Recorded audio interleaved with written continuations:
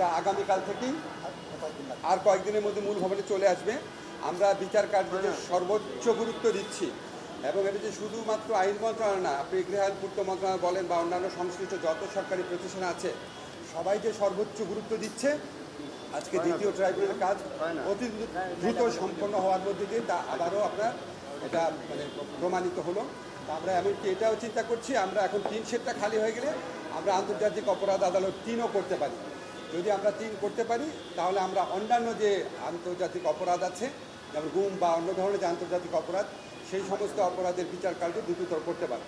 তো আমরা শুধু একটু বলে আমি শেষ করছি যে আমাদের টিম, আমাদের তদন্ত টিম আছে, আমাদের প্রসিকিউশন টিম আছে, আমাদের বিচারকরা আছে, ওনারা রাউন্ড দ্য ক্লক কাজ করছেন, প্রচণ্ড আপনার ডেডিকেশন পরিশ্রম নিয়ে কাজ করছেন এবং এটা সম্পন্ন করার ক্ষেত্রে গৃহায়ণ পূর্ত মন্ত্রণালয়ের মাননীয় উপদেষ্টা এবং অন্যান্য সিনিয়র কর্মকর্তা বৃন্দ সচিব ওনারা আমাদেরকে অকুণ্ঠ সহযোগিতা করছেন দেশের স্বার্থে, আমাদের গণতন্ত্র পুনরুদ্ধারের স্বার্থে, আমাদের যে ন্যায় বিচার আছে, আইনের শাসন আছে, মানবাধিকার আছে, এটাকে সুপ্রতিষ্ঠিত করার স্বার্থে আমাদের যে জুলাই গণ অভ্যুত্থানকালে যে আমাদের 1000-এরও বেশি ছাত্র জনতাকে হত্যা করা হয়েছে এবং হাজার হাজার মানুষকে পার্মানেন্টলি পঙ্গু করা হয়েছে, এই ভয়াবহ মানবতা বিরোধী অপরাধের বিচার অপরিহার্য, অনিবার্য।